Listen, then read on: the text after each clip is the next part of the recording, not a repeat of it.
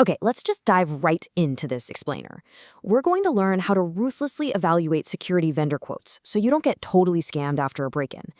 I mean, if you've recently dealt with a breached storefront, you already know the absolute chaos that follows, right? The board up is done, insurance is dragging their feet, and suddenly you've got 5 different security companies handing you 5 very different, very expensive proposals. Well, today, we are going to cut straight through that noise. And here is the really hard truth.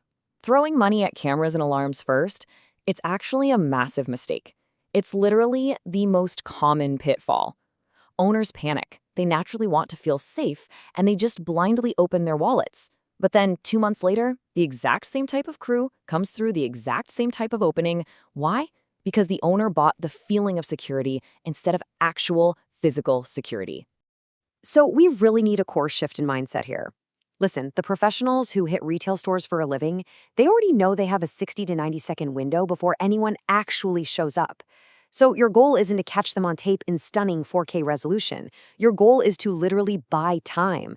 Every single dollar you spend from your budget has to be measured against one strict metric.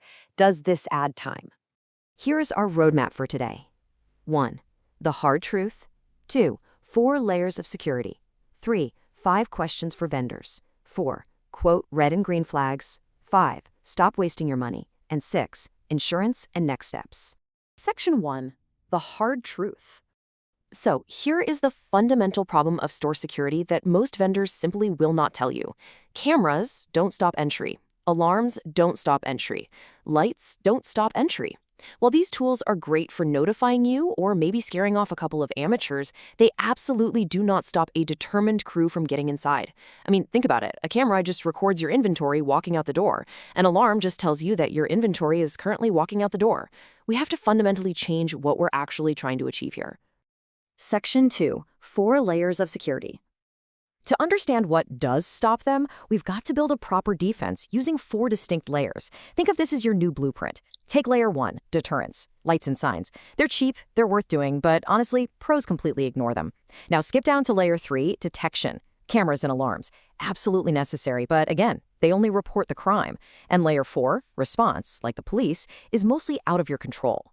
So there's this massive, glaring gap where almost everyone fails, and that is layer 2. Most business owners heavily overinvest in detection and completely skip the one step that actually works. Which brings us to the single most important layer, delay. Physical barriers like doors, frames, glass, locks, shutters, and security film. If you only remember one single thing from this entire explainer, let it be this: you cannot camera your way out of a break-in. You just can't.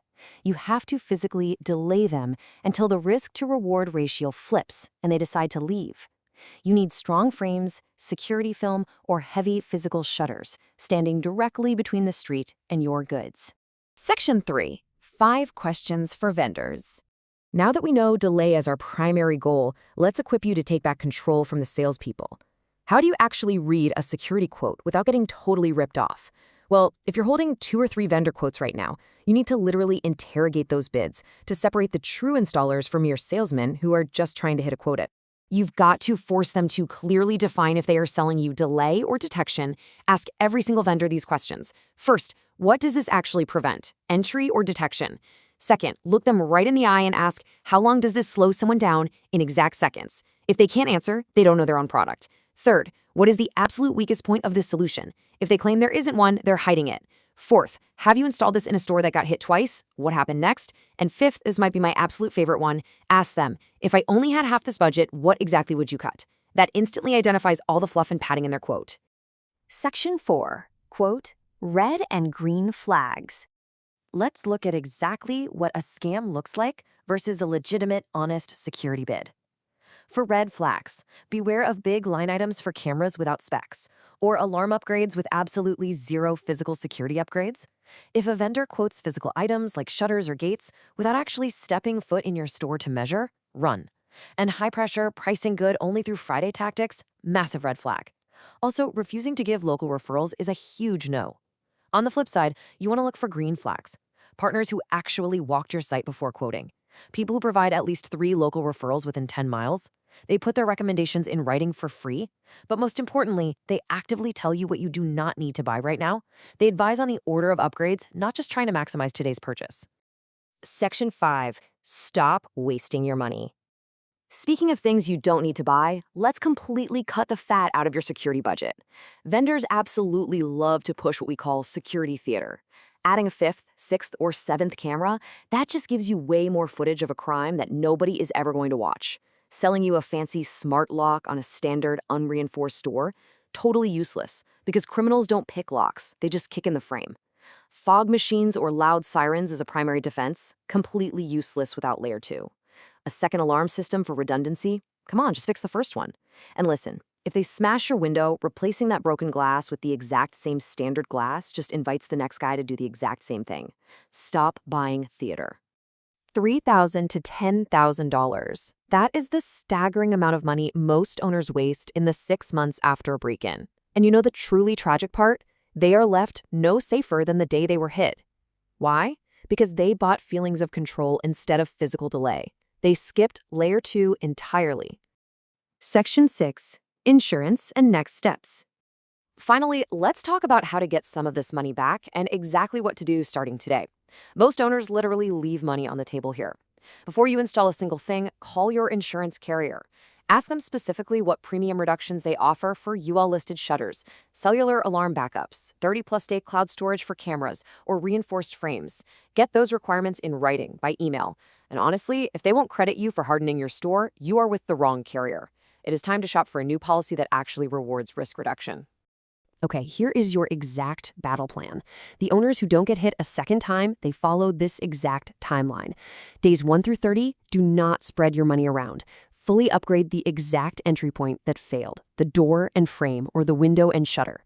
Days 30 through 60, walk the store, find the next weakest opening and fix that, along with your exterior lighting. Days 60 through 90, honestly evaluate your detection layer, like alarm responses and cellular backup. By working in this precise order, you're going to end up spending way less than your neighbors, but getting vastly more real-world protection. The ultimate takeaway here is that you absolutely do not have to buy from the first person who hands you a clipboard. Before you sign blindly, get a second set of eyes on it. Always get a second opinion on those quotes from an industry expert who will be completely honest, point out the unnecessary padded items, and tell you exactly what's fair and what to cut. I want to leave you with this final thought. Look at your storefront with completely fresh eyes tomorrow morning. If a crew showed up to your store tonight, or better yet, if you were locked out and had to break into your own business, what is your actual weakest entry point? Find that exact spot and start your real security plan right there. Thanks for joining me on this explainer today, and please, stay safe out there.